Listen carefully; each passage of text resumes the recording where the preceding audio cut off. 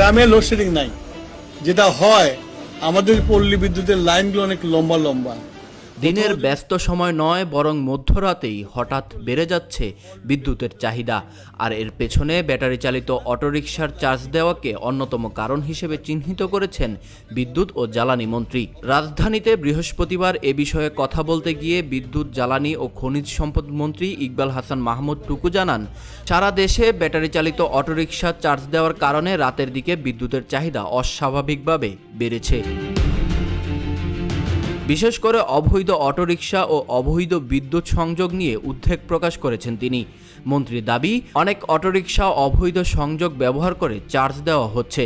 এসব সংযোগ বিচ্ছিন্ন করতে গেলে সংশ্লিষ্টদের পক্ষ থেকে হামলার ঘটনাও ঘটছে বলে তিনি জানিয়েছেন। ফলে দিনের বেলায় বিদ্যুতের স্বাভাবিক চাহিদার পাশাপাশি রাতের বেলাতেও তৈরি হচ্ছে বাড়তি চাপ। আর এই বাড়তি চাপ সামাল দিতে গিয়ে বিদ্যুৎ সরবরাহ ব্যবস্থাপনায় তৈরি হচ্ছে নতুন চ্যালেঞ্জ। তবে সমস্যাটি শুধু অটোরিকশা চার্জের মধ্যেই সীমাবদ্ধ নয়। দেশের সামগ্রিক বিদ্যুৎ ও গ্যাস পরিস্থিতিও বর্তমানে চাপের মধ্যে রয়েছে। বিদ্যুৎ মন্ত্রী জানিয়েছেন, জ্বালানি সংকট মোকাবেলায় সরকার নতুন করে এলজি সরবরাহের উদ্যোগ নিচ্ছে। প্রায় 10 থেকে 12 দিন আগে একটি FSRU বা ভাসমান LNG টার্মিনালের জন্য অর্ডার দেওয়া হয়েছে। পাশাপাশি আরও 3টি FSRU করার পরিকল্পনাও রয়েছে, যেগুলো 2029 সালের মধ্যে শেষ করার লক্ষ্য নেওয়া হয়েছে। শিল্প খাতেও বিদ্যুৎ ও গ্যাসের সংকট রয়েছে বলে জানিয়েছেন মন্ত্রী। অর্থাৎ একদিকে শিল্প কারখানার উৎপাদন সচল রাখতে বিদ্যুৎ প্রয়োজন, অন্যদিকে রাতের বেলায় অটোরিকশা চার্জিংয়ের বাড়তি চাহিদা তৈরি করছে আলাদা চাপ। এই পরিস্থিতিতে সরকার অটোরিকশা ব্যবস্থাকেও নিয়মের মধ্যে আনার উদ্যোগ নিয়েছে।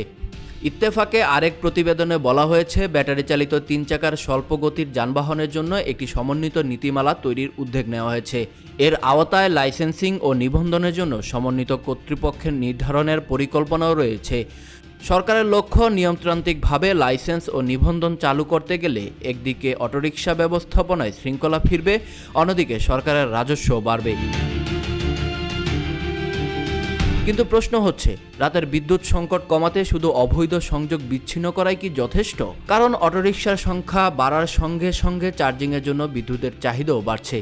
অতীতেও দেশের বিভিন্ন এলাকায় দেখা গেছে অটোরিকশা চার্জিংয়ের কারণে স্থানীয় বিদ্যুৎ ব্যবস্থার উপর বড় ধরনের চাপ তৈরি হচ্ছে। এদিকে বিদ্যুৎ সংকট সামাল দিতে গিয়ে সরকার লোডশেডিং ব্যবস্থাপনাতেও জোর দিচ্ছে। একই দিনে বিদ্যুৎ মন্ত্রী জানিয়েছেন, একটি FSRU মেরামত শেষ হওয়া না পর্যন্ত আপাতত লোডশেডিং ব্যবস্থাপনা এবং অপেক্ষা করা ছাড়া খুব বেশি বিকল্প নেই। অর্থাৎ সামনে পরিস্থিতি সামাল দিতে একদিকে প্রয়োজন পর্যাপ্ত জ্বালানি ও বিদ্যুৎ উৎপাদন, অন্যদিকে প্রয়োজন বিদ্যুতের ব্যবহার নিয়ন্ত্রণে আনা।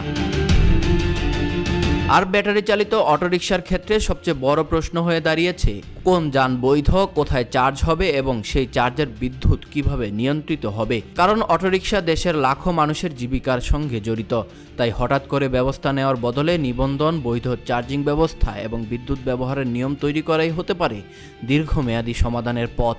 সব মিলিয়ে মধ্যরাতে বিদ্যুতের বাড়তি চাহিদা এখন শুধু একটি বিচ্ছিন্ন সমস্যা নয়, এর সঙ্গে জড়িয়ে আছে অবৈধ বিদ্যুৎ সংযোগ, অটোরিকশার ব্যবস্থাপনা, জ্বালানি সংকট এবং দেশের সামগ্রিক বিদ্যুৎ সরবরাহ ব্যবস্থা। তাই রাতের বিদ্যুৎ সংকট কমাতে সরকার শেষ পর্যন্ত কী ব্যবস্থা নেয়, এখন সেটি দেখার বিষয়।